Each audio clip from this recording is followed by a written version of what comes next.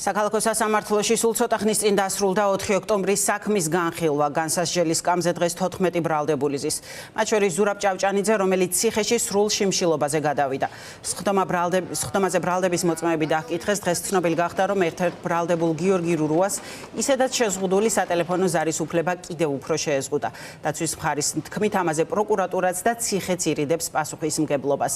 ბრალდებულებს განსაკუთრებული მნიშვნელობის ობიექტის ჯგუფურად ხელში ჩაგდების მცდელობას და ჯგუფურ ძალადობაში მონაწილეობას ედავებიან. ბრალდება 6 წლამდე პატიმრობას ითვალისწინებს. მარიკა ბოლქვაძე შემოგვიერთდება თბილისის საქალაქო სასამართლოდან სხდომის დეტალებით. Დიახსოფო, სულ რამდენიმე წუთის წინ დასრულდა თბილისის საქალაქო სასამართლოში 4 ოქტომბრის საქმეზე 14 ბრალდებული სასამართლო პროცესი. დღევანდელ სხდომაზე წარმოდგენილები იყვნენ შინაგან საქმეთა სამინისტროს თანამშრომლები, ექსპერტები, რომლებმაც აპიტოსკოპიური და ფონოსკოპიური ექსპერტიზა ჩაუტარეს 4 ოქტომბრის საქმეზე არსებულ ვიდეო და აუდიო მტკიცებულებებს, აგრეთვე დეტექტივები, საპატრულო პოლიციის თანამშრომლები. ერთ-ერთი, რომელმაც დღეს ჩვენება მისცა სასამართლოში, იყო შინაგან საქმეთა სამინისტროს წარმომადგენელი დეტექტივი ირაკლი ლურსმანაშვილი, რომელმაც დეტალურად გაიხსენა 4 ოქტომბრის მოვლენები. მაყურებელს შევახსენებ, რომ ირაკლი ლურსმანაშვილი არის ერთ-ერთი, რომელსაც 4 ოქტომბრის საქმეზე დაზარალებული სტატუსი აქვს მინიჭებული.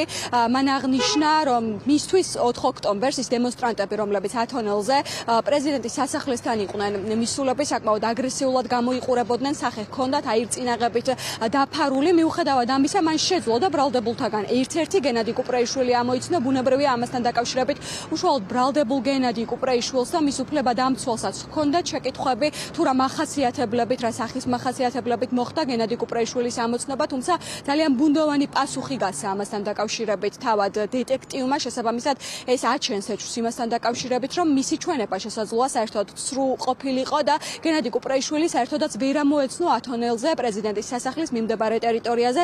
გენადი კუპრეიშვილის არსებობა აგრეთვე ჰობიტოსკოპიურმა ექსპერტმა საქმეში არსებობა ჰობიტოსკოპიურმა ექსპერტმა ნუგზარ ტალახაძემაც დაადასტურა. მან აღნიშნა, რომ ჩატარებული ექსპერტიზის შედეგად იმ მტკიცებულებებში, რომლებიც მან გამოიკვლია, ნამდვილად იკვეთებოდა გენადი კუპრეიშვილი, რომელიც 4 ოქტომბრის საქმეზე ერთ-ერთი ბრალდებულია. სასამართლოზე აგრეთვე ბრალდებულმა ზურაბ ჭავჭანიძემ, ბათუმელა მედროშამ განაცხადა, რომ იწყებს სრულ შიმშილობას, რაც შეეხება უშუალოდ უფლებადამცველების პოზიციებს. დღევანდელი მოწმეების ჩვენებებთან დაკავშირებით მათ კიდევ ერთხელ აღნიშნეს, რომ ურთიერთგამომრიცხავი, ურთიერთსაწინააღმდეგო ჩვენებები მისცეს ამ მოწმეება, რაც აჩენს იმის ეჭვს, რომ შესაძლოა თითოეული მოწმე, რომელიც დღეს წარმოდგენილი იყო, საერთოდ სრულობდა და იტყუებოდა.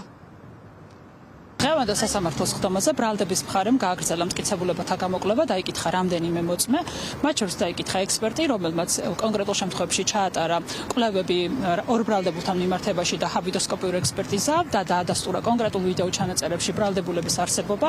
ასევე დაიკითხნენ პოლიციის თანამშრომლები, რომლებიც 2025 წლის 4 ოქტომბერს გახდნენ პრეზიდენტის სასახლის მიმდებარედ ძალადობრივი ქმედებების მსხვერპლი. ისინი არიან დაზარალებულები. შესაბამისად, სასამართლომ დღეს მოისმინა მათი ჩვენებები, ასევე დაიკითხა საპატრულო პოლიციის თანამშრომელი, რომელიც ასევე იმყოფებოდა შემთხვევის ადგილზე და დაადასტურა ამ შემთხვევაში აქციის მონაწილეთა მხრიდან მის მიმართ განხორციელებული ძალადობრივი ქმედების ფაქტი. მოხდა 3 პოლიციელის დაკითხვა. მათი ჩვენებები რიგ შემთხვევაში იყო ურთიერთშეუსაბამო და წინააღმდეგობრივი.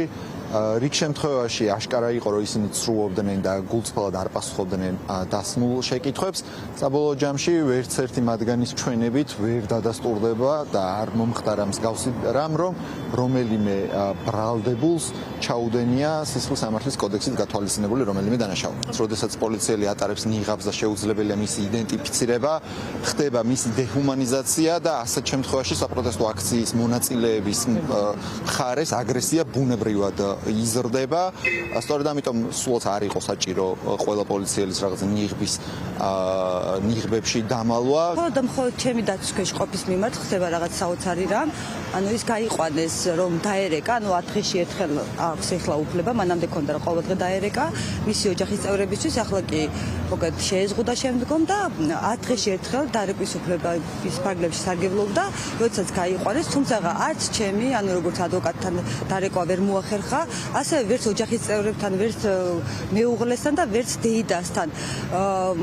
პროკურორს როდესაც კითხვა დაუსვით, რომ იყო თუ არა პროკურატურის მხრიდან შეზღუდვა, მან გვიპასუხა, რომ ყოფილა შეზღუდვა მათი მხრიდან, არც ადმინისტრაციის ციხის მხრიდან არ ყოფილა შეზღუდვა, შესაბამისად ჩვენ ვარაუდობთ, რომ ეს არის სპეც სამსახურების მიერ რაღაც ჰაკერული შეზღუდვა ჩემი დაცვის ქვეშ ყოფის მიმართ.